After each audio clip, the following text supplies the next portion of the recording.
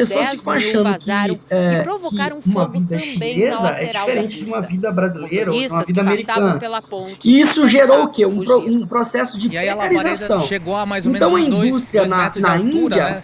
começou a não lateral, fazer o pessoal começou a manutenção. entrar em pânico Então ela mesmo, aí passava veio por um muita gente problema de correndo. manutenção já O fazia acidente 5 aconteceu anos sobre a represa antes do Billings, acidente. responsável por Então, abastecer um monte de cerca de pessoal foi 2 milhões transferido, de né? moradores da Pessoas Grande menos São Paulo. qualificadas foram O óleo diesel contratadas, que as vazou do manutenções caminhão não eram só feitas não em dia, e atingiu aí o vai, né? reservatório Aí só por gera causa do mais problema. sistema de Os contenção moradores também não foram construído na informados sobre os ponte. riscos que Que estavam leva o expostos, produto pessoas até uma pobres, bacia moradas de precárias contenção e e esse favelas. produto, O que esse aconteceu, combustível pessoal? continua Depois por que lá. o isocianato As de causas do metila acidente foi ainda para a não são atmosfera, conhecidas, ele mas a começou, neblina né, pode ter pela prejudicado a infelicidade da visão do população, motorista do o caminhão vento que tanque. naquele Mas não seria a dia, causadora principal, né, do porque a neblina acidente nesse ponto ela é levou intensa, mas não é o ponto de toda, um caminhão né, se chocar na esse traseira de produto um outro, químico na tendo em vista que atmosfera o local aqui é para a velocidade de 80 cidade km por hora. vizinha, que A era muito rodovia ficou próximo. parada. A Foram distância era muito registrados próxima, se eu não pelo me engano, era menos alguns 10 quilômetros quilômetros de somente. Então congestionamento. levou O para a óleo cidade. diesel Então que as restou pessoas na começaram a carreta foi morrer transferido dentro para de outro casa, caminhão. dormindo E a e passagem etc. de veículos Justamente só foi porque eles não liberada quiseram quase comunicar. 5 horas Primeiro que eles após o não acidente. queriam falar exatamente se era um risco,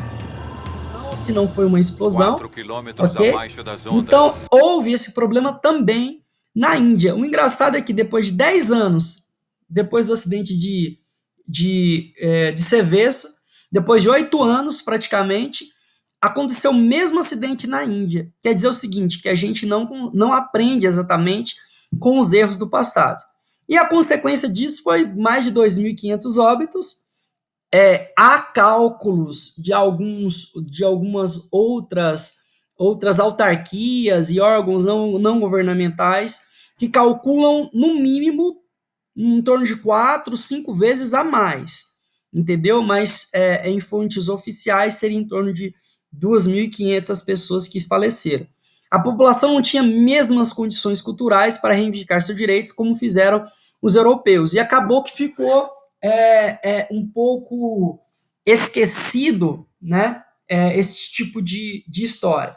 Essa empresa, se eu não me engano, União Carbide, dos Estados Unidos, inicialmente ela se passou por vários processos no próprio Estados Unidos e também na Índia. Ela chegou por um tempo a fechar e quase faliu, mas se eu não me engano, ela ainda está em operação, certo? Mas passou um problema grave. Então, as principais críticas dos especialistas da mídia na época, vamos lá. As indústrias e autoridades demoraram para tornar pública a notícia do acidente na Itália e na Índia. Então, se você for verificar a questão do acidente lá da Samarco, em Brumadinho, o acidente do Rio de Janeiro com o advento do deslizamento de terra, o acidente com alumínio no Amazonas e etc. Toda vez que você analisa esse acidente, quase sempre, a empresa é responsabilizada pela demora. A empresa começa a esconder os dados, justamente pelo medo da punibilidade e da responsabilidade que aquelas empresas possam ter. Algumas vezes a empresa demora porque nem ela mesma conhece o problema. Então acontece uma explosão e a empresa ainda está procurando saber o que aconteceu. Mas é para isso que a gente vai conversar aqui hoje, que é importante você ter um plano de emergência, um plano de ajuda mútua, ou um plano para que toda a empresa saiba o que fazer em caso de uma questão como essa. E lógico que vai ter pessoas que vão estar estudando para saber o que aconteceu, mas ao mesmo tempo tem que existir pessoas para comunicar de maneira imediata a circunvizinhança da empresa. Se tanto os italianos como os indianos tivessem sido informados mais cedo sobre a formação das nuvens tóxicas, sobre possíveis consequências e como deveriam ter procedido, os impactos sociais teriam sido menores. Então, beleza, né? Na segurança do trabalho, a gente tenta eliminar. Se a gente não consegue eliminar, a gente tenta mitigar. A gente chama isso de o método gravata borboleta, né? Deixa eu pensar aqui, ó. Método gravata borboleta. Deixa eu ver se eu encontro algum tipo de imagem aqui para mostrar para vocês o método gravata borboleta. Encontrei uma imagem aqui que vai ser adequada para eu explicar como que isso acontece, tá? Aqui. Vou compartilhar de novo a tela e vocês verão, ok? Aqui, ó. Todo mundo está vendo aqui, ó, o método gravata borboleta. esse evento aqui no meio é o acidente, né? O acontecimento crítico, um acidente, uma explosão, um deslizamento. Dentro da segurança do trabalho, nós temos isso aqui, ó. O ideal é que nós trabalhemos dentro dessa parte aqui, ó, dos perigos. Porque aqui nós aplicamos a engenharia de segurança, a higiene ocupacional, né, o RASOP, um método de avaliar risco e perigo em setores que envolvem pressão, temperatura, volume, fluxos, essas coisas, né? Você pode aplicar a FMEA, que também é um diagrama de falhas, árvore de falhas, diagrama de Ishikawa, e tem vários, diagrama de blocos, tem vários, análise de árvores de efeitos, análise de falhas, tem várias metodologias onde o intuito é você tentar encontrar o perigo aqui, ó, antes que o acidente aconteça. Depois que o acidente aconteceu, nós também temos que ter diversas barreiras aqui. Para que essas barreiras? É para mitigar ou minimizar o impacto do acidente.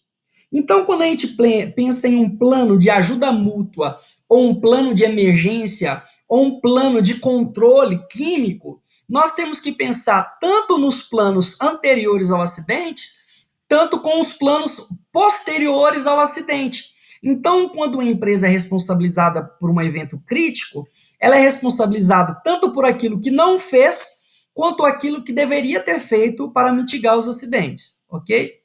Então, essa é a ideia quando a gente pensa na questão do antes do acidente e depois do acidente. Essa aula aqui tem por intuito analisar o que é feito depois do acidente.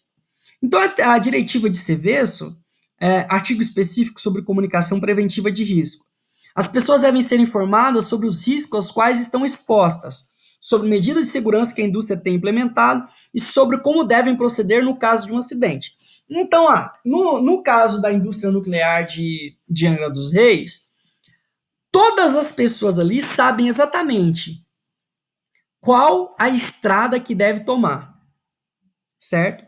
Então, quando acontece um acidente dentro de uma empresa, por exemplo, um incêndio, vamos supor lá que vocês já devem conhecer o bloco 4K, né, que, se eu não me engano, é o bloco da Estes, da Escola Técnica.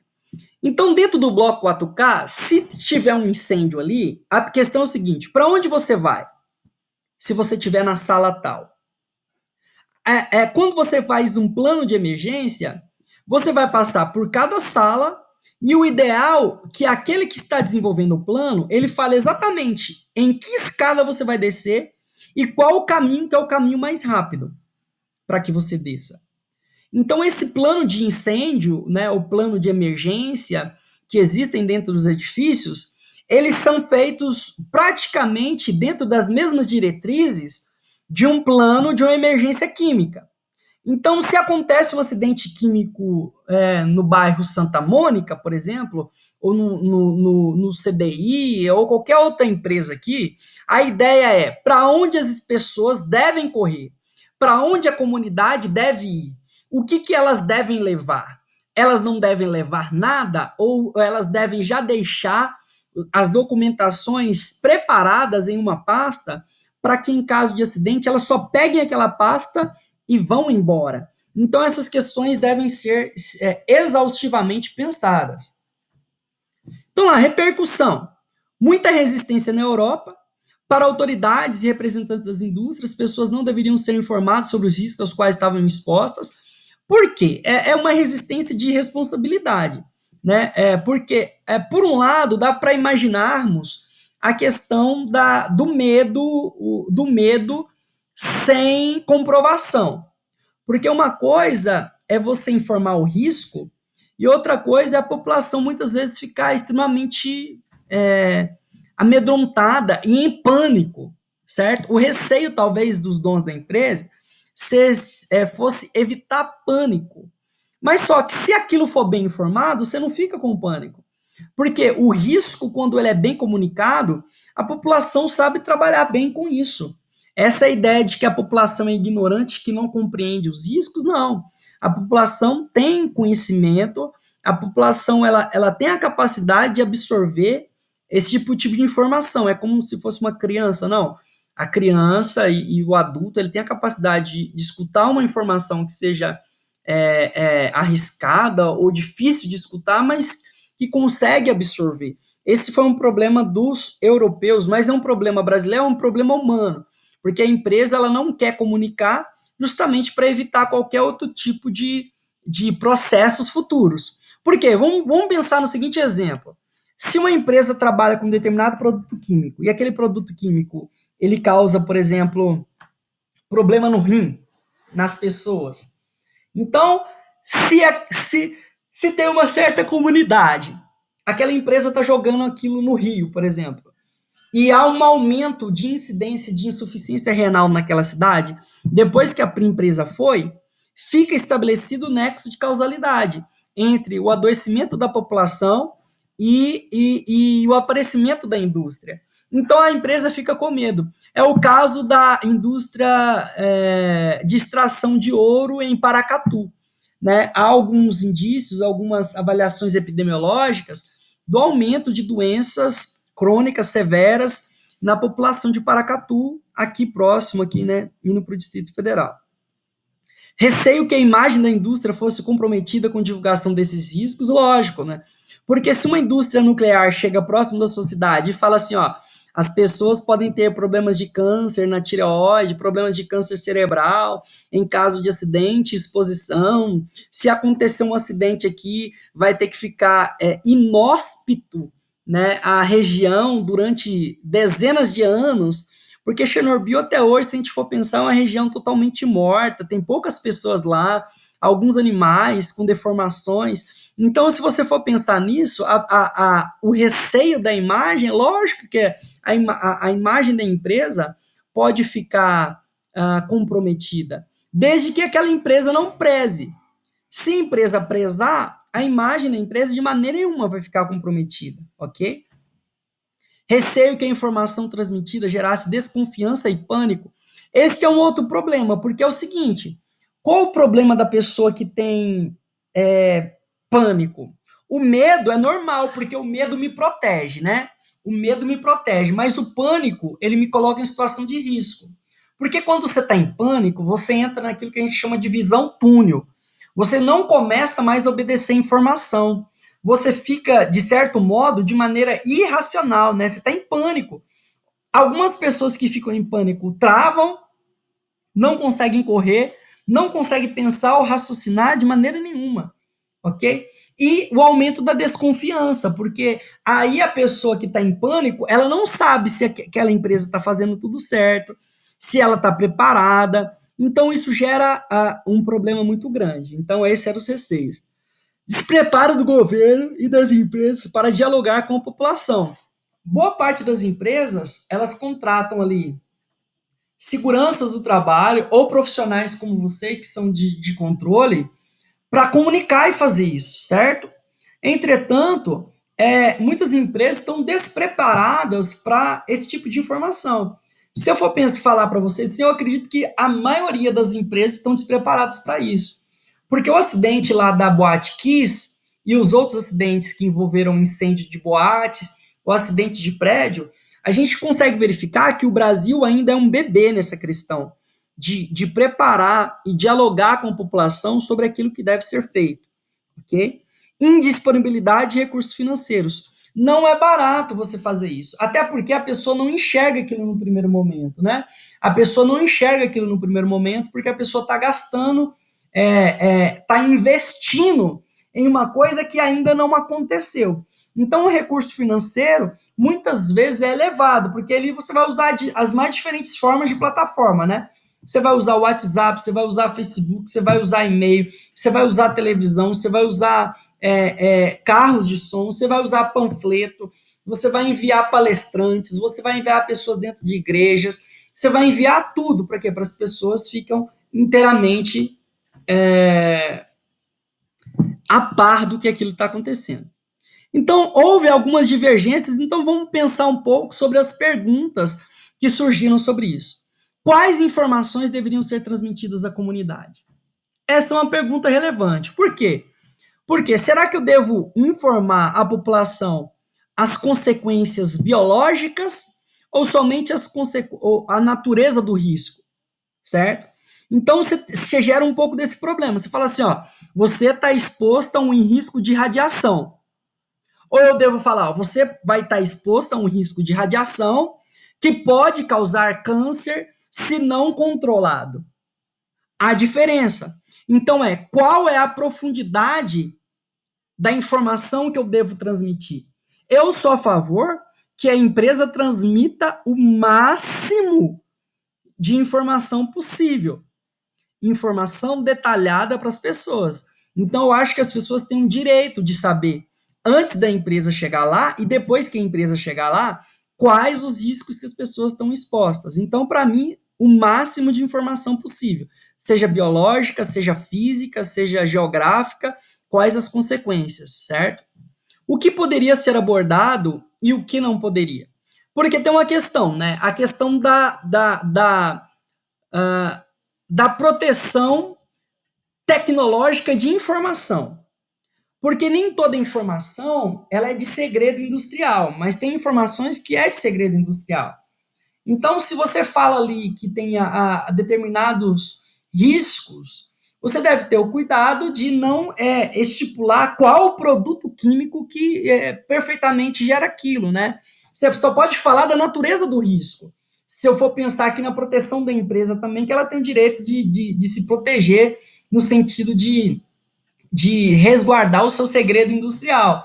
Então, ao invés de falar do produto químico, a gente fala só especificamente do risco, certo? Então, eu não preciso falar que tem lá sei lá, 2, 4, 5, sei lá, alguma coisa assim, né? Algum produto químico específico, que aquele produto químico específico gera tal risco. Então, eu subtraio a informação industrial e revelo somente o risco que aquela pessoa está exposta. Como deveriam ser transmitidas essas informações? A ideia é o seguinte: as pessoas leem um panfleto ou as pessoas preferem escutar um carro de som? O que pega mais as pessoas? As pessoas preferem ler uma mensagem no WhatsApp ou preferem ver o Siqueira falando no jornal dele?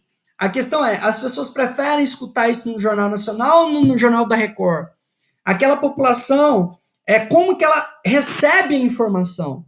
Como que aquilo deve ser transmitido? Porque o meu intuito, por isso que eu já vou responder aqui a essa questão, é você diversificar. Então, nunca utilize somente uma plataforma de transmissão. Você deve diversificar para que você consiga atingir o máximo de pessoas possíveis. Qual tipo de acidente deveria ser abordado? O mais provável ou o menos provável? Então, a ideia é que você abordasse aquele que tem mais possibilidades, né, de acontecer, ou seja, de probabilidade, certo? Aquele que é mais provável é aquele que tem mais possibilidade de acontecer. Logicamente que a gente deve pensar aqui em um binômio, né? Então, quando a gente pensa em risco, nós devemos pensar em probabilidade e devemos pensar em gravidade. Então, quando a gente pondera essas duas variáveis, nós devemos fazer ali uma hierarquia do que é mais provável ou menos provável. Portanto, a gente deve sair daquilo que é mais perigoso para o menos perigoso, certo? Porque essa é a lógica, né? Porque aquilo que é mais perigoso, teoricamente, se ele acontecer, ele vai matar mais pessoas e vai influenciar muito mais a comunidade. Então, devo ter um olhar diferenciado para isso. A quem deveria ser transmitidas essas informações? Qual o meu público-alvo? Então, o meu público-alvo ele vai depender da extensão do agravo que eu posso ter em um determinado acidente. Então, o meu público-alvo ele pode ser tanto uma comunidade, como ele pode ser pessoas específicas, né? Então, o meu público-alvo pode ser só mulheres, pode ser só homens, se epidemiologicamente aquele risco afeta mais mulheres ou mais homens, por exemplo, ok? Então, vai depender do público-alvo. Então, se você tiver uma comunidade onde determinado produto químico pode gerar infertilidade, então o meu público-alvo pode ser a mulher, por exemplo, ou pode ser o homem, depende da infertilidade, né? Se é uma infertilidade que atinge a mulher ou a infertilidade que atinge o homem. Mas aqui, nesse trabalho que a gente está imaginando, a gente está pensando no público-alvo, toda a comunidade e todo o entorno da empresa. Informar apenas bastaria ou precisaria haver acompanhamento? Então, pessoal, a questão de informar, é importante informar ou tem que haver os tipos de treinamento? Eu sou a favor de treinamento. Eu sou a favor que toda empresa, toda ela, independente se é micro, pequena ou grande, deveria fazer pelo menos uma vez por ano a questão da evacuação de emergência ou simular situações de emergência. Porque a questão do treinamento ela é fundamental. Porque quando você está em pânico, você não lembra daquilo que você leu. Você não lembra para onde que você vai correr. Você não lembra onde as questões... Deixa eu ver aqui, uma pessoa perguntou alguma coisa. Exatamente, Anderson. A cultura das empresas gera um problema, porque a questão é que você deve informar isso, mas só que os donos das empresas, eles se mantêm reticentes, né? Eles se mantêm com grande resistência à questão do plano de segurança, né? Grande parte não possui o plano de segurança, porque isso gera problemas, gera uma certa despesa, mas na verdade isso é um investimento. Então, a questão do treinamento. Por exemplo, eu pretendo talvez aí, eu vou conversar com os professores do ano que vem, dos alunos de segurança do trabalho, fazer um plano de evacuação de emergência da Escola Estes, certo? Então, a ideia é fazer um plano de evacuação de emergência da Escola Estes. E quando a gente fizer esse plano, a gente vai propor colocação em prática justamente com a questão da brigada de incêndio e a gente pretende fazer uma questão legal. Então, o Anderson perguntou, sim, principalmente os brasileiros, porque muitos... exatamente, né? O brasileiro tem um problema a mais, que é a questão do jeitinho brasileiro, deixa sempre para a última hora. Então, como preparar a comunidade para agir em situações de emergência? Eu preciso de treinamento. É impossível. Eu vi uma vez um socorrista dando um treinamento, ele falou o seguinte, ó, treina. Quando você achar que sabe tudo, treina mais. Treina mais, porque sempre nós precisamos treinar. Por quê? Porque na hora do pânico, nós temos que trabalhar no automático. Na hora do pânico aqui, por exemplo, se começou a pegar, incendiou a minha casa aqui, na hora do pânico, eu não tenho que pensar assim, ai meu Deus, eu tenho que pegar meu documento ali, eu tenho que pegar o notebook, cadê minha mulher, cadê meus filhos, cadê isso, cadê aquilo, eu não tenho que pensar isso. Eu tenho que estar claro na minha cabeça, vai ser o seguinte, ó, eu tenho que, primeira coisa, vê se tem alguém dentro de casa, pega a tua esposa e sai pela porta, entendeu? Sai, né, a depender de onde o incêndio está acontecendo, não usa elevador, não usa nada, se vai pela porta, vai pela escada, etc. Eu tenho que ter exatamente dentro da minha mente, de maneira prática, de maneira mecânica, o que eu devo fazer. Porque naquele momento é muito difícil eu procurar me controlar e procurar uma informação. Porque quando acontece um acidente, você não vai lá pegar uma cartilha, não é mesmo? Você acha que um paramédico, na hora que ele vai te atender, ele vai abrir um livro e vai falar assim, nessa situação eu tenho que fazer isso. Não faz nem sentido um paramédico, porque ali ele está trabalhando com segundos para salvar a vida e, no caso de uma evacuação de emergência, para salvar a minha vida. Então, a comunidade também poderia ser agente colaborador, comunicando vazamento, exatamente.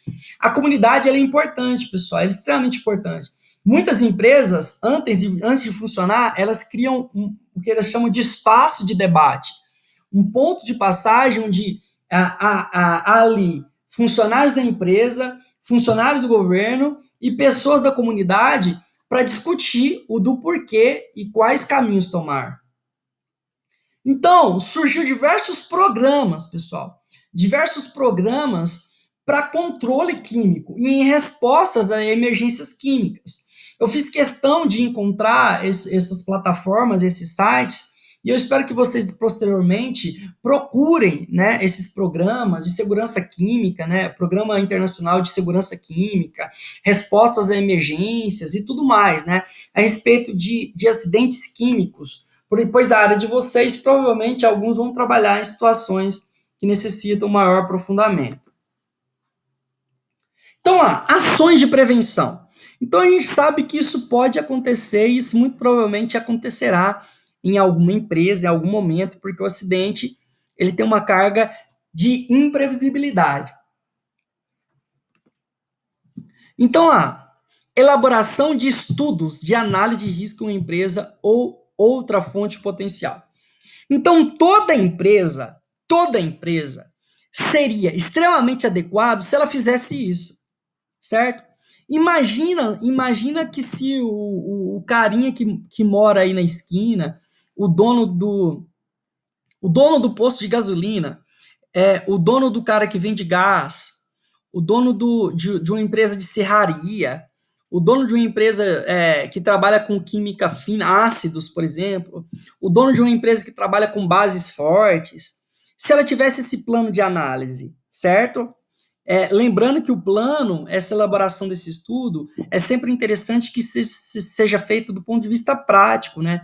Não somente do ponto de vista teórico. Não adianta nada eu fizer um plano, elaborar um estudo perfeito e colocar ele na gaveta somente para evitar a fiscalização, né? A ideia de praticidade.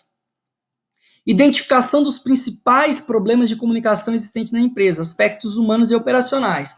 Então, muitas vezes, o problema de comunicação, ele é operacional, certo? Você não tem exatamente uma ferramenta ou alguma coisa que possibilite a comunicação com todos, né? Se vai usar o código Q, né? QAP, se isso é importante ou não é importante, né? Quais instrumentos que eu vou ter que usar, se eu vou precisar de usar uma intranet ou a internet externa, né? Se eu tenho telefones, se é celular, se é WhatsApp, né? O que eu vou usar para comunicação dentro da empresa ou fora dela. Aspectos humanos, né? Porque eu vou precisar de pessoa para isso, para desenvolver comunicações importantes e comunicações que sejam diretas, objetivas e claras. Informação dos resultados obtidos nos itens anteriores aos funcionários da empresa. Então, isso é obrigação, segundo a NR1, Disposições Gerais, é obrigação do empregador informar os trabalhadores, tá? Isso é legal.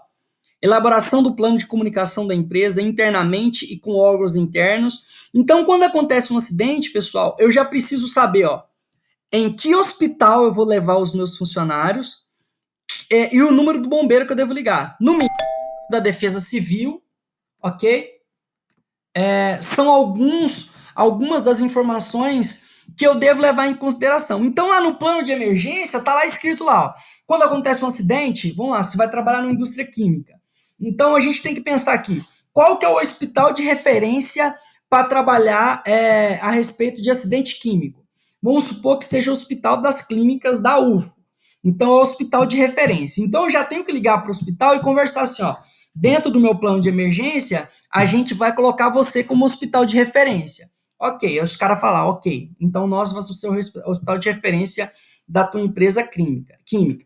Aí você liga para o bombeiro, então tá lá escrito lá, perfeitamente dentro do seu plano. Primeira coisa, comunica o hospital. Segunda coisa, comunica o bombeiro, comunica atendimento, comunica a CETESB ou qualquer outra empresa de controle químico, comunica a brigada de incêndio, comunica tal pessoa, comunica o dono da empresa. Então, tem que criar um instrumento que todas essas comunicações, o ideal é que acontecesse ao mesmo tempo, né?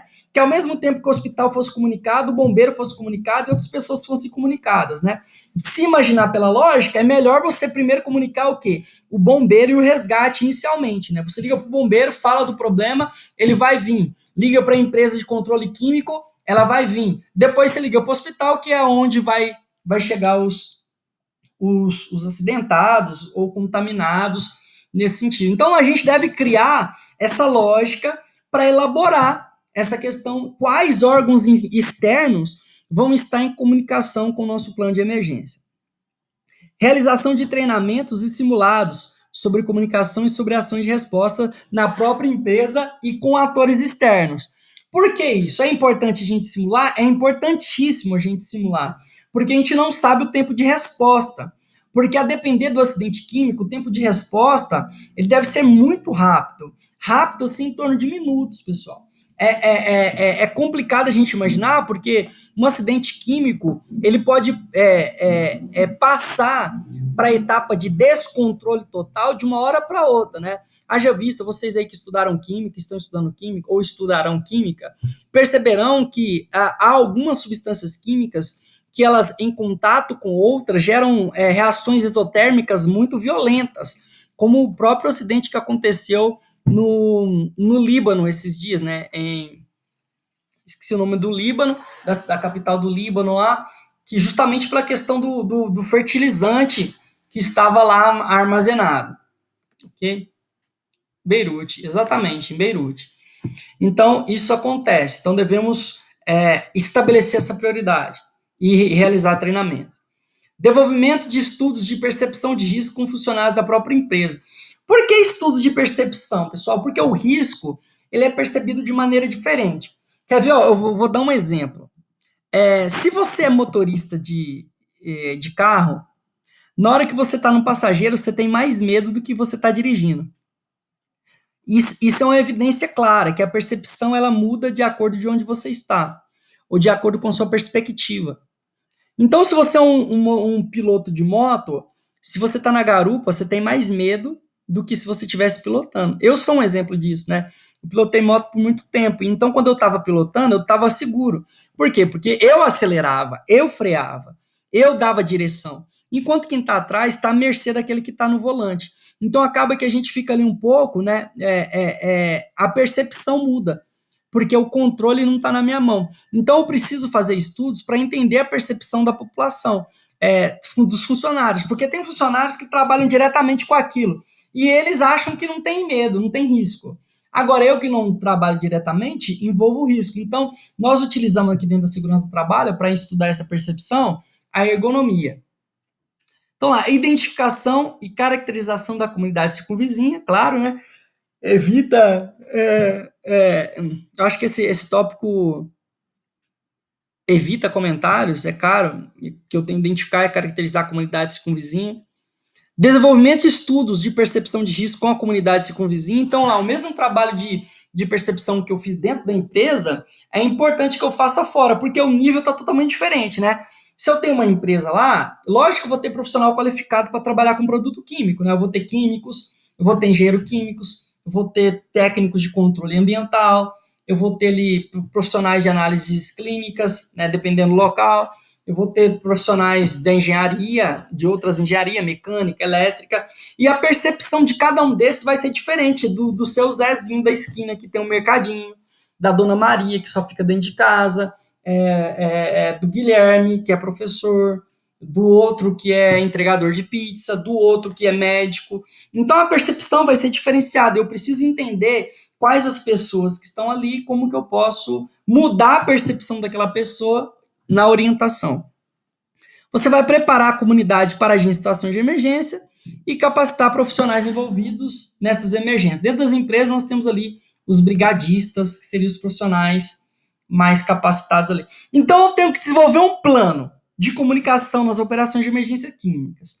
Então, vamos ver quais aspectos desse plano tem que ter. Plano de comunicação interna. Elaborar listagem com nomes e meios de contato a serem utilizados em caso de emergências químicas. Então, o SESMIT e você tem que estar lá a lista perfeita. Ó. Quem que você vai ligar primeiro? É bombeiro ou defesa civil? Depende, né? Você pode criar vários cenários. Então, se for um cenário de desastre natural, primeiro, defesa civil. Segundo, bombeiros. Terceiro, hospital. Um exemplo, tá? Vamos lá. Incêndio, primeiro, bombeiro. Segundo, defesa civil. Terceiro, hospital. Certo? Em caso de problemas de contaminação química, que as pessoas possam vir a morrer. Primeiro, bombeiros, depois hospital. Entendeu? Você tem que criar esse plano de comunicação para que você não fique perdido. Né? A ideia nesse momento é não inventar a roda. Certo? É não inventar a roda, mas sim utilizar aquilo de maneira mais rápida possível e que esteja à mão, de maneira visível. É sempre muito comum, dentro de empresas assim, existirem na parede, assim, ó, na parede, números de emergência. É muito comum, né? Fazer isso, por exemplo, aqui em casa mesmo, ao lado do telefone, tem uma listinha de emergência, justamente para isso. Passou mal? Então tem uma listinha de emergência ali. Afixar listagem local de fácil visualização e acesso, como eu falei. Promover rotineiramente testes de comunicação entre os operadores e demais setores da empresa, tanto em horário comercial como fora do expediente. Por que isso? Porque não adianta nada você ter uma comunicação extremamente perfeita se as pessoas não estão lá, né? Então, é bom você testar para ver se as pessoas estão te escutando, se o equipamento está funcionando perfeitamente e se as pessoas estão atentas. Então é importante ligar, às vezes até de surpresa, para ver se aquilo está funcionando. Avaliar pontos fracos e implementar pontos de melhoria. Então é muito comum, às vezes, você ligar, você ter algum problema, você liga para a pessoa só para ver se realmente aquela pessoa está disponível naquele momento. Ok? Então, plano de comunicação externa. Elaborar e manter atualizada a listagem com nomes e meios de contato de todas as instituições envolvidas em emergências químicas. Então, lá, você tem que ter o nome, né, das outras pessoas que podem estar desenvolvendo a ajuda nessa determinada situação. Por isso que é utilizado como plano de ajuda mútua, porque numa situação dessa, todos esses órgãos públicos irão se ajudar para conter. Lembra do caso do acidente de Chernobyl? No acidente de Chernobyl, o que o governo lá fez? Ele convocou o exército, ele convocou parte da força aérea, né, para tampar o próprio reator que estava vazando, ele chamou pessoas dos bombeiros, ele achou a população civil.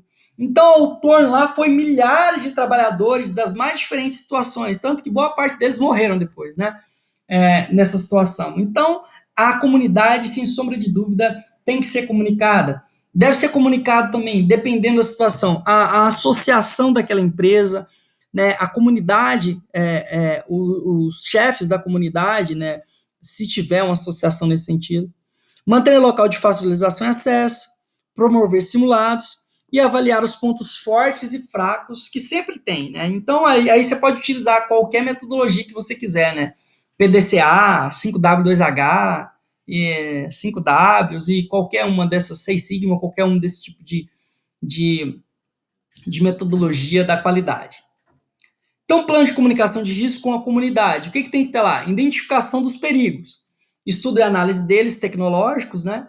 Industrial, portuário, terminal marítimo, caracterização do pior cenário possível. Então, pessoal, como que a gente consegue caracterizar esse pior cenário possível? É fácil, é só você imaginar. Ou perguntar, e se? E se? Isso é uma técnica de segurança do trabalho que você deve se perguntar assim, ó.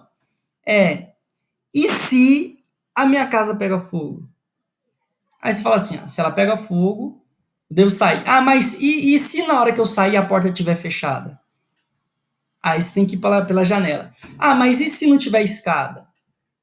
Aí você liga pro bombeiro. Mas e se o bombeiro demorar? Entendeu? Essa é a questão. Se você for perguntando em si, você consegue descrever o pior cenário possível, certo? Imagina que você está na sua casa, o fogão começa a pegar fogo, e se eu estiver dormindo? Aí eu não conseguir acordar direito. E se eu estiver dormindo, vai continuar pegando fogo, eu não vou conseguir acordar. Então eu tenho que acordar, certo? Se eu tenho que acordar, eu tenho que colocar o quê? Um detector de fumaça. Olha só como é que eu já comecei a resolver o meu problema. Só pensando em si. Porque aí o detector de fumaça, ele vai detectar o incêndio no início, eu vou acordar, eu vou conseguir apagar o incêndio, ou eu vou conseguir evacuar o local. Então eu tenho que pensar na minha mente de maneira qual que é o pior cenário possível, para que eu consiga antecipar, ok? Aí se minha mulher tiver, e se meu filho tiver, e se minha filha tiver, e se isso acontecer, e se eu tiver doente, e se o telefone falhar, e se as pessoas não vierem. Então eu tenho que pensar nisso. Pode entrar numa paranoia, mas a ideia é que você deva simular isso na sua mente, ok? A identificação e a caracterização da comunidade circunvizinha, os mais vulneráveis, número de moradores, faixa etária. Então, muitas empresas fazem isso, elas sabem perfeitamente quais pessoas estão morando naquela circunvizinhança. Quantas mulheres, quantos idosos, quantas crianças, porque no momento da fuga, ela vai dar prioridade para isso, né? Então, no momento que vai entrar no ônibus de evacuação, por exemplo, ou algum carro, coisa do tipo, a prioridade é o quê? Mulheres, crianças ou pessoas vulneráveis, idosos ou coisa do tipo. Geralmente é isso. O que acontece? As rotas de fuga, os meios de comunicação utilizados e outras questões nesse sentido. O repasse de informação, técnicas de aproximação, né, conquista de credibilidade. Então, quando você vai conquistar uma pessoa, especialmente se aquela pessoa for mais idosa, pessoal, às vezes ela tem uma resistência, ela não quer sair do lugar. Por quê? Porque ela cria um valor sentimental para aquilo que ela tem. Então, muitas pessoas elas elas morrem em suas casas, muitas vezes que é pela questão sentimental ou pelo heroísmo, né? Então, muitas vezes a pessoa quer salvar um computador, um celular, por exemplo. A pessoa quer ser herói, a pessoa quer ser herói. Então, ela vai querer salvar um celular, vai querer salvar um computador, ela vai querer salvar o seu documento, ela vai querer salvar e acaba morrendo também. Ok? Tudo bem a pessoa voltar para querer salvar um filho, uma mulher, aí ok, mas querer voltar para salvar um computador, querer salvar para uma televisão, ou uma. Não, deixa tudo para. Deixa queimar, meu. Deixa queimar. Então é importante que a gente separe perfeitamente onde está o documento. Igual, por exemplo, aqui na minha casa, todos os meus documentos estão em uma pasta. Só em uma pasta. Porque em caso de qualquer coisa, o que eu faço? Eu só vou pegar a pasta. Ok? Em caso de qualquer coisa, eu não vou sair para pegar notebook ou qualquer coisa desse tipo. Longe de mim. Nunca vou fazer isso daí. Eu vou pegar exclusivamente a pasta que está localizada debaixo do rack na sala. Então, ponto. Ali eu sei qual o ponto que eu devo procurar. Então, da mesma forma, nós devemos ganhar credibilidade na vida das pessoas. Porque as pessoas elas têm que deixar de ter o valor no bem e ter valor na vida. Porque o valor intrínseco é o valor à vida humana, né? E as outras coisas a gente consegue de outras formas. Organização conjunta, grupo de trabalho participativo para a elaboração do plano de preparação de alerta e promover simulados. Todo plano de emergência, pessoal, ele deve ser feito de forma conjunta entre o SESMIT da empresa. O que é o SESMIT? Serviço Especializado em Engenharia de Segurança e Medicina do Trabalho, mas ele também deve ter uma comunicação muito grande com o profissional, com o engenheiro químico, com o engenheiro mecânico, com o dono da empresa e com as pessoas envolvidas nesse processo. Informação e comunicação nas ações de respostas. Como que isso deve ser? As ações de resposta. Lembra da gravata borboleta? Então, estas são ações que têm por intuito mitigar o acidente químico ou o acidente térmico, né, com em caso de incêndio ou explosão, ou acidentes radioativos ou desastres naturais. Então, quais são essas ações? Vamos lá. Informação do sinistro aos órgãos competentes. Sinistro é incêndio, tá, pessoal? Então, a informação do sinistro. Então, deve ser informado o bombeiro ou outras questões nesse sentido, ok? Devem ser informados. Então, outras questões. Acionamento das equipes de combate. Quando há qualquer tipo de incêndio dentro da empresa, geralmente as empresas possuem uma coisa que a gente chama de brigadistas. São funcionários que são treinados especificamente para cuidar de ações de princípio de incêndio. Um exemplo disso, no acidente da Petrobras, da P36, se eu não me engano foi em 2001, que a plataforma afundou, morreram 11 pessoas. Dessas 11 pessoas, 9 eram brigadistas e 2 eram técnicos em segurança do trabalho. O que quer dizer? Que os brigadistas fizeram aquilo que deveriam ter feito, que era procurar controlar o incêndio, certo? Procurou controlar o incêndio, as pessoas saíram, os brigadistas devem ir embora também. Por quê? Em determinadas situações, o risco está incontrolável. Incontrolável. Porque o brigadista, ele é treinado para cuidar do princípio do incêndio. Quando o incêndio está incontrolável, o brigadista ele não tem conhecimento e expertise suficiente para controlar um incêndio incontrolável. Então, por isso que primeiro você informa os órgãos competentes, você liga para o bombeiro. O bombeiro já está vindo, os brigadistas já estão atuando. Quando os bombeiros chegam, os brigadistas, o que eles fazem? Eles auxiliam. Podem auxiliar, ok, mas quem vai tomar a frente? É os bombeiros.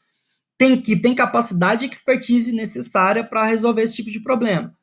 Avaliação do cenário acidental e tomar decisão no processo de atendimento. Então, no processo, quando aconteceu o cenário, a primeira coisa que você faz é estudar o que acontece, né? Você vai avaliar esse cenário. Então, ali você vai tomar uma decisão. Então, você tem que ir lá. Aí, no caso, o bombeiro, quando ele chega e tem mente fria, ele vai saber especificamente o que aconteceu, qual o produto químico que caiu, o que explodiu. Isso gera gás, gera fuligem, esse gás, essa fuligem é tóxica, O que acontece? Acontece uma depressão do sistema nervoso central ou acontece só uma irritação? Ou pode levar à morte? Então, naquele cenário, o bombeiro ele vai ter que tomar uma decisão, né? O que ele vai usar em termos de controle? Coordenação da operação de emergência. Pessoal, sempre é importante ter um coordenador. Tanto que tem coordenador na própria brigada. Por quê? Porque as pessoas necessitam de alguém que lhe dê ordens. E precisa de pessoas que saibam perfeitamente qual que é a sua posição dentro de uma situação de emergência. Dentro de uma situação de emergência, não pode acontecer de todo mundo ficar no mesmo lugar ou fazer a mesma coisa. Então, precisa de um coordenador para delegar ordem, para saber exatamente qual função cada um ou cada qual vai ter dentro daquela atividade. Orientação às equipes envolvidas nas frentes de trabalho. Geralmente, o bombeiro vai estar orientando tudo aquilo que vai estar sendo desenvolvido. Ederson, nesse momento entra a CIPA? Não, Ederson. A CIPA entra antes. A CIPA pode entrar no momento da elaboração, na própria elaboração, porque a CIPA é a Comissão Interna de Prevenção de Acidentes. Pode ser que um cipista seja brigadista, certo? Pode ser que um cipista seja brigadista, mas a função da brigada, ela é independente da CIPA, tá? Então, a brigada de incêndio é uma outra coisa e a CIPA é outra, mas pode ser que um cipista também seja brigadista, certo? Mas a CIPA, ela vai entrar como um fator fundamental na elaboração do plano de emergência, porque a CIPA, ela é o braço direito do SESMIT, o Serviço Especializado em Engenharia de Segurança, certo? Orientação às equipes envolvidas nas frentes de trabalho, exatamente. Nessa orientação, Ederson, orientação às equipes envolvidas, a CIPA pode entrar como um fator aqui importante, tá, de orientação, porque a CIPA ela vai pegar aquele conhecimento do SESMIT e vai transmitir para a frente de serviço, ok? Nessa perspectiva, sim. Avaliação das consequências, danos à saúde pública, à segurança, ao meio ambiente. Lógico, depois que um acidente acontece, é fundamental que você avalie a extensão dos problemas. Por quê? Porque podem ter pessoas que vão ficar doentes severamente ao longo do tempo, ou não, né? Então, é importante a gente verificar isso, qual foram os danos para a saúde pública, para a segurança, para o meio ambiente. Você deve contatar a comunidade, repasse de informações técnicas à mídia, porque quando acontece um acidente, isso vai chegar de tudo quanto é lado, né? Vai chegar Globo, Record, SBT, qualquer coisa nesse sentido. Se for aqui em Uberlândia, vai chegar a TV Paranaíba, né, procurando uma matéria. Então, ter uma equipe de comunicação para esse tipo... Deixa eu só permitir que o Marcos entre aqui. É importante. Divulgação de informações e imagens pela mídia, para facilitar, né, a visibilidade. Decisão para o encerramento dos trabalhos e avaliação dos prós e contras da operação. Eu lembro que teve um acidente há não muito tempo, acho que dentro do Porto de Santos, que gerou uma série de repercussão, que o incêndio ficou do lado durante alguns dias, se eu não me engano, foi uns 3, 4, 5 dias queimando direto, e eles não sabiam como acabar o incêndio, teve que contratar, né, o Porto de Santos teve que contratar uma empresa americana para vir e controlar o incêndio, que depois foi controlado. Então, a importância da informação e da comunicação. Então, a importância é clara e objetiva. Você vai evitar, o que você vai querer evitar? Você vai evitar a ampliação, certo? A gente está trabalhando aqui, pessoal, já não é com a prevenção do acidente, não. O acidente, ele aconteceu. Agora eu estou trabalhando com a minimização dos danos, ok? Então, é importante esse ponto estar frisado. Então, qual a importância da comunicação nas emergências? A qualidade das informações e a agilidade no repasse de fatos é fundamental para o bom início das ações. Então, se eu tiver uma boa qualidade de informação, direta, objetiva, onde eu conseguir atingir toda a comunidade, o que vai acontecer em um caso de acidente? A comunidade vai conseguir evacuar muito rapidamente. Lógico que isso deve ser um treinamento à exaustão, porque nos planos de simulação da barragem da Samarco, já estava evidenciado que o nível ia elevar e a cidade provavelmente seria afetada. O problema é que no momento do acidente, teve ali um delay ou um espaço de tempo muito curto, minutos. Então a pessoa tem que estar no automático, certo? Então se ela ouviu a sirene, então ela tem que sair automaticamente. Ela não tem que pensar assim, isso foi um falso positivo, né? Então, um falso positivo, porque não aconteceu, não vai acontecer. Não, a pessoa ouviu, ela deve se evacuar imediatamente. E para que isso aconteça, a qualidade da informação e a agilidade no repasse tem que ser extremamente alta, certo? Então, precisa se testar todos os equipamentos sempre, ainda mais os de emergência. A maioria dos atores envolvidos nas operações de emergência não percebe os efeitos impactantes e abrangentes que as palavras e imagens utilizadas podem ter para os receptores. Então, deve-se estudar como que as pessoas percebem as palavras, certo? Como que a pessoa percebe cuidado, perigo, por exemplo, risco de morte, risco de incêndio, ou risco de doenças, ou risco de intoxicação. Como que as pessoas percebem isso? Então, o contato com alguns psicólogos pode ser interessante, tá? Dificuldades em se comunicar, cansaço físico, estresse mental e emocional podem gerar ruídos de comunicação e afetar o desempenho satisfatório das ações de resposta. Isso é evidente, pessoal. Se você estiver estressado, se você estiver cansado, você não consegue nem pensar direito. E a sua resposta vai ser mais lenta. Você cria um delay, porque quando você está cansado, porque, tipo assim, o cérebro, ele necessita de muita energia para funcionar. Então, à medida que vai passando o dia, você vai gastando essa energia com outras coisas, essa energia vai se desgastando, etc. E acaba que o seu raciocínio vai diminuindo, né? Então, a sua velocidade de resposta, ela fica retardada. Então, se você tomasse uma decisão em alguns segundos, você vai demorar um pouco mais de tempo para tomar a mesma decisão. Então, isso gera um ruído. Entendendo o ruído, que é problema de comunicação, tá? Ruído não é um barulho, mas um problema de comunicação. Tudo aquilo que dificulta o seu entendimento na comunicação seria um ruído. Okay? Então, nós temos lá, informação inicial do acidente. O que eu devo disponibilizar em caso de um acidente? Né? Então, provém de alguém que detectou vazamento de uma substância perigosa, né? Para alguém que deverá tomar providências utilizando o meio de comunicação. Então, você tem lá uma empresa, certo? Você tem uma empresa onde um funcionário ele está trabalhando com um determinado vaso de pressão. E aquele vaso de pressão ele está operando com uma pressão muito elevada e a válvula de segurança não está funcionando muito bem. O que é aquele funcionário que seria o informante X?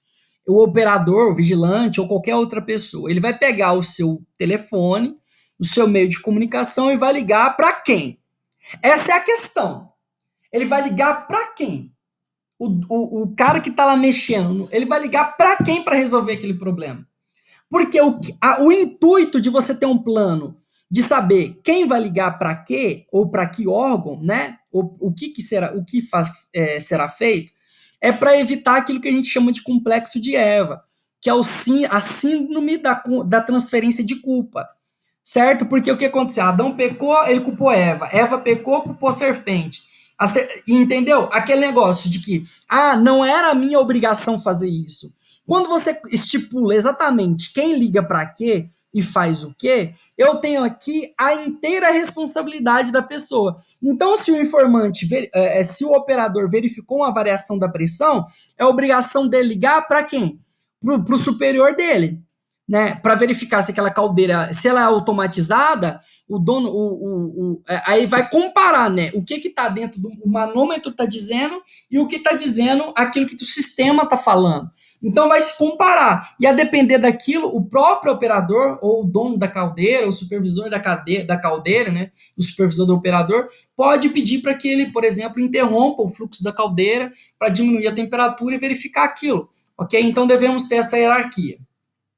Então, os atores envolvidos, pessoal, são os mais diversos possíveis, né? Nós temos ali ambulância, bombeiro, polícia, CETESB. A depender do acidente químico, você vai ter que contatar o exército, né? Se você está mexendo com produtos explosivos, por exemplo, é importante, defesa civil e outros órgãos, né? Profissionais, professores, muitas vezes é importante, sabe por quê? Porque a depender da complexidade do químico que você está trabalhando, muitas vezes a própria universidade pode atuar nisso aí, porque a universidade tem professores capacitados o suficiente para entender o que se faz numa situação de risco químico elevado. Lógico que dentro do bombeiro, nós temos ali diversos profissionais que também são engenheiros químicos, muitas vezes químicos, que atuam em determinadas situações, certo? Mas o intuito é que todos nós tenhamos uma boa comunicação.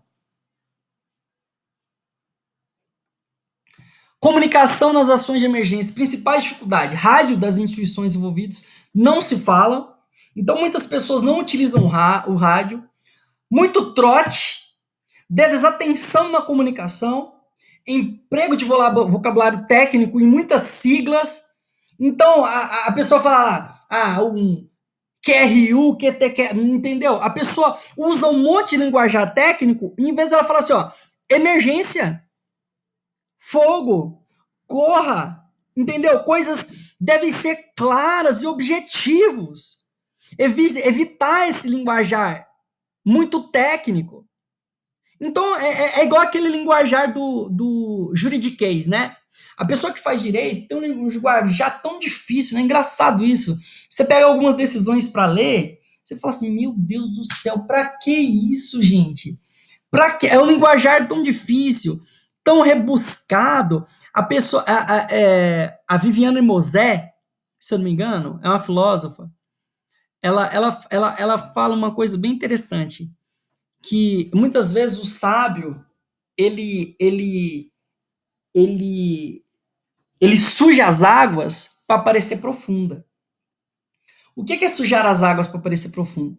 Às vezes você dando uma comunicação direta, é tão melhor você dando uma comunicação direta do que você aumentar a dificuldade da comunicação, certo?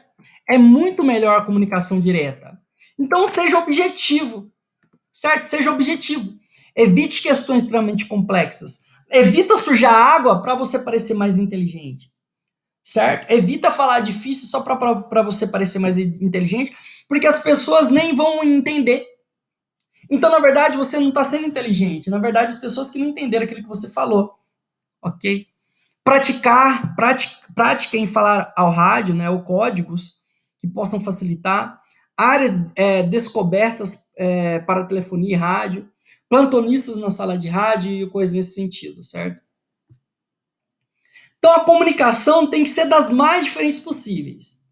Então, eu devo comunicar, tanto aprender a comunicar de forma gestual, de forma não verbal, em grupo, com rádio, telefone, WhatsApp, e-mail. Então, todas essas comunicações devem ser treinadas e como elas devem ser utilizadas. E qual a sequência que devem ser utilizadas. Lógico que você vai fazer isso em momentos diferenciados, né? Você não vai estar num acidente, vai pegar um e-mail, abrir o e-mail e vai falar assim, vai escrever um e-mail no acidente. Lógico que não. Lógico que antes do acidente acontecer, a comunicação por e-mail pode ser utilizada e outras ferramentas nesse sentido. Comunicação por símbolos. Né? Todos vocês sabem sobre esses símbolos que nós temos em produtos químicos. A Agência Nacional de Transporte Terrestre, ela tem uma cartilha sobre a utilização desses produtos químicos, que eu sugiro que depois vocês utilizem ou leiam isso. Depois eu vou ver se eu encontro aqui na internet essa cartilha, e eu vou mandar para vocês essa cartilha sobre essa simbologia de produtos inflamáveis, tóxicos, radioativos, explosivos ou qualquer coisa nesse sentido. Comunicação é sempre importante, pessoal, especialmente por símbolo e questões visuais, porque é muito mais fácil uma pessoa ver uma caveirinha e já identificar, né, ou um produto do radioativo, que aquilo é universalmente conhecido. Então, esses símbolos, se você for aqui, diagrama de Rommel, perfeito, Anderson. Então, esses diagramas são extremamente interessantes porque eles são universais. Então, se você estiver aqui no Brasil ou estiver nos Estados Unidos, são as mesmas figuras, ok? Comunicação por meio eletrônico, ok? Comunicação com a comunidade, então você pode fazer ali diversas visitas, reuniões, alguns bairros possuem associação, né? Então você pode fazer uma associação com os líderes daquela comunidade, né? Esclarecer dúvidas. Muitas dúvidas irão surgir. Se você tirar o tecniquez, né? Se você tirar aquilo que é rebuscado, sempre uma pessoa vai ter uma dúvida, porque o silêncio pode ser 2 sinais. Ou a pessoa entendeu tudo, ou a pessoa não entendeu nada. Então, o silêncio, ele é preocupante por um lado e aliviador por outro. A ideia é que as pessoas, muitas vezes, ficam quietas pela vergonha. Então, se você criar outros meios de esclarecimento de dúvidas, é importante, né? Que as pessoas escrevam a sua dúvida, repassem, que depois seja respondido, porque às vezes a pessoa fica com vergonha de perguntar e se achar ignorante, muitas vezes. Evitando acesso em áreas perigosas, alertando sobre áreas contaminadas. Então isso é fundamental que vocês estão trabalhando em produtos químicos, certo? A comunicação com a mídia, um pouco de história. Então, Aristóteles, o estudo da retórica, comunicação. Então, pessoal, sempre existe mais de um jeito de você falar a mesma coisa, né? Existe sempre mais de uma forma de levar as pessoas a adorar o ponto de vista de quem fala, né? Então, tem várias maneiras diferenciadas, certo? Então, por exemplo, uma história bem interessante, que existia um rei, esse rei tinha 11 irmãos. E esse rei teve um sonho muito interessante, que existia 12 cabras e cada cabra morria. E a cabra mais velha, ou a mais nova, se eu não me engano, ficava. Aí ele, atormentado com esse sonho, ele chamou alguém para interpretar. E aquela primeira pessoa que ele chamou para interpretar, ela falou assim, rei, o negócio é o seguinte, todos os seus irmãos vão morrer. E o senhor vai ser o único que vai ficar vivo. O rei ouviu aquilo e ficou extremamente furioso. Ele falou, ele foi e matou o cara. De raiva que ele ficou daquela comunicação que ele fez. Aí ele chamou mais uma pessoa para interpretar para ele. Aí aquela pessoa foi e falou para ele assim, rei, na verdade, esse sonho significa que o senhor vai ter uma vida longa e próspera. E vai ser o último dos seus irmãos a morrer. O que ele falou? Ele falou a mesma coisa, mas ele falou com palavras diferentes. Então, quando a gente vai comunicar, a gente pode usar eufemismos, né, ou outras figuras de linguagem, de forma que você consiga alterar a ênfase, né, mudar a história, né, diminuir o impacto da informação. Isso a gente pode chamar de retórica. É igual você falar para uma pessoa, falar assim, sua mãe morreu. Ou sua mãe faleceu, a sua mãe descansou. Então, são palavras que você altera a ênfase, ok? Então, no século XVIII, a ênfase alterada para a tendência de procurar perceber o que houve de bom em quem fala. Século XXI, avanços dos meios de comunicação, dualismo, como também ênfase persuasiva não desapareceram. A questão é o seguinte, nessa época do pós-verdade, pessoal, que é a palavra do século, né? Eu acho que nunca houve um acerto tão grande nessa época do pós-verdade, porque o discurso retórico ele é tão, muitas vezes, refinado e cuidado, que você fica sem saber exatamente a verdade, né? Você fica sem saber, porque a pessoa faz uma retórica de um lado tão boa, você fala assim, nossa, a pessoa está falando de um jeito legal. Aí a outra pessoa faz uma retórica tão interessante também, que você fala assim, gente, são duas retóricas. Então, nessa época de retóricas, nada melhor do que fatos. A questão é fato. Tem prova? Se tem prova, leva preso. Se não tem prova, não é meio difícil, fica no especulativo. A questão é prova. Tem prova? Prendeu, já era. Já era. Se teve prova objetiva, acabou a questão. Então, a ideia da retórica dessa época do pós-verdade é justamente, muitas vezes, o dualismo que as retóricas trazem. Então, lá, comunicação com a mídia. Né? Perguntas básicas. O que aconteceu o que vazou, é perigoso, quem vazou, parou de vazar, foi controlado, o que está sendo feito, quais áreas foram atingidas, há mortes e feridos, há mortandade de animais, qual o valor da multa, quando a situação voltará ao normal. Então, em caso de acidente na empresa que você estiver trabalhando, pessoal, se você já tiver essas respostas, muitas vezes você nem precisa conversar com o repórter. Você só responde essas perguntas e envia para a imprensa, já era. Entendeu? Evita muito problema a respeito disso. Porque pode surgir alguma pergunta que você não sabe a resposta ainda, porque está muito cedo, né? Então, por isso que muitas empresas, quando acontece um acidente, deixa de conversar com a imprensa justamente porque ele não sabe o que aconteceu direito, entendeu? Ele não sabe o processo. Esse processo só vai acontecer de saber perfeitamente o que aconteceu depois de um processo de investigação. Comunicação nas ações de emergência, principais dificuldades com a mídia. Jogo de interesse. Então, tem muita empresa aí, né, que tem jogo de interesse.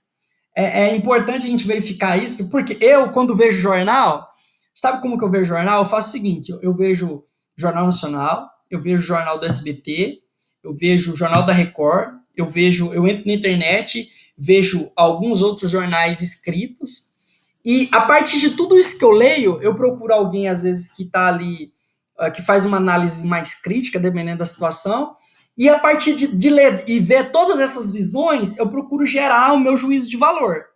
Entendeu? Essa é a intenção, porque tem jogo de interesse.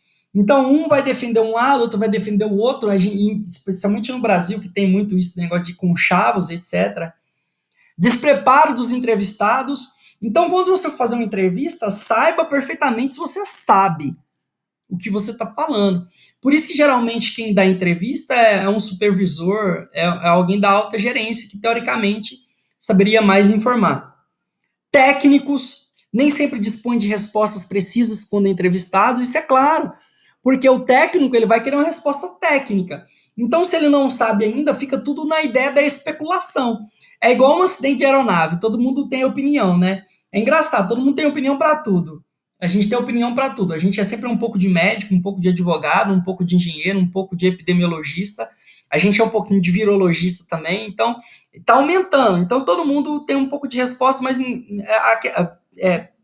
tenta responder alguma coisa, mas nem sempre nós temos respostas, ok? E é muito honrado falar isso. Ah, eu não sei. Não sei. Porque melhor do que falar uma coisa e depois você entrar em contradição. Tempo da mídia, presentismo ou mediatismo, né? Então, será que vai ser agora, imediatamente que aconteceu, ou um tempo depois, tá?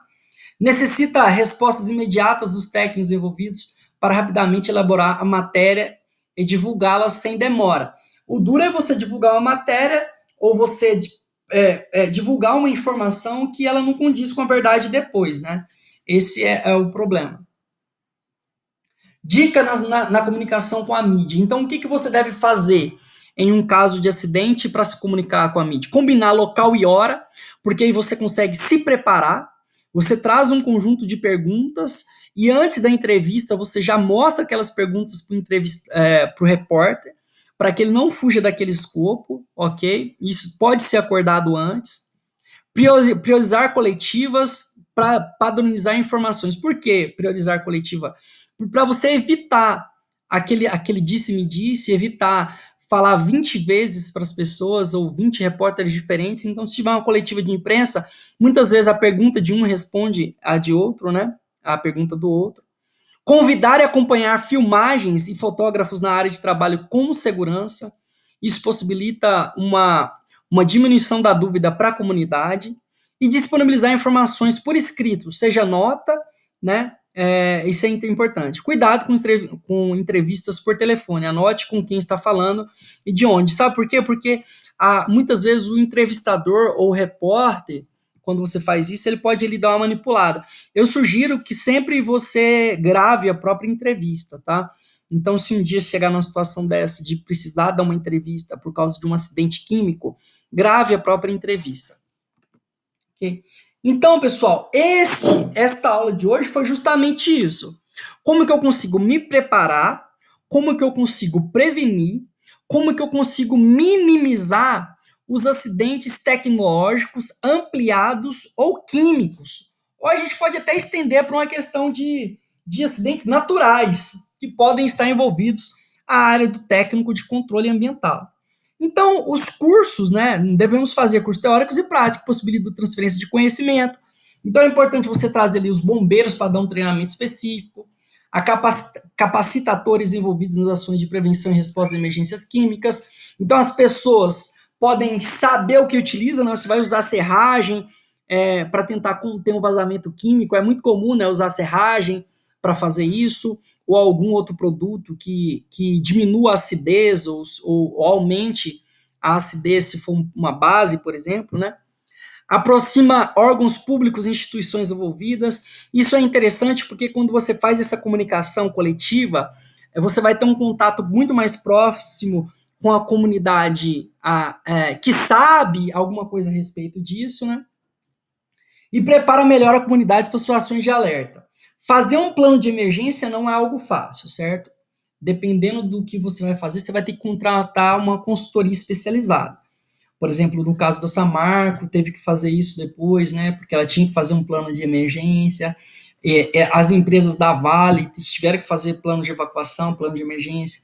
Então, não é algo barato. A depender da situação, você vai ter que contratar até um especialista em projetos, né? Em projetil, por exemplo, projeção de materiais explosivos, para que ele calcule qual que é o alcance de determinadas explosões, para que você consiga estipular perfeitamente qual que é o alcance na comunidade, o impacto na comunidade, tá, pessoal? Então, a depender da coisa, você vai ter que contratar um físico, você vai ter que contratar um especialista para calcular perfeitamente qual que é os problemas, quais que são os problemas, certo? Eu acredito que vocês, como técnicos em controle, saibam bastante de química, mas não sabem tanto quanto, sei lá, um doutor em físico-química, para saber exatamente qual que é a questão exotérmica, térmica, qual que é o impacto e a união de determinadas substâncias.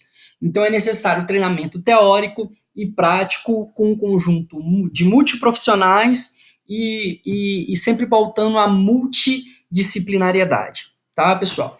No mais, pessoal, essa era a aula que eu tinha preparado para vocês no dia de hoje. Eu agradeço aqui a participação dos alunos, todos aqueles que vieram, tá? No mais, eu quero agradecer a todos vocês e que todos tenham uma boa noite.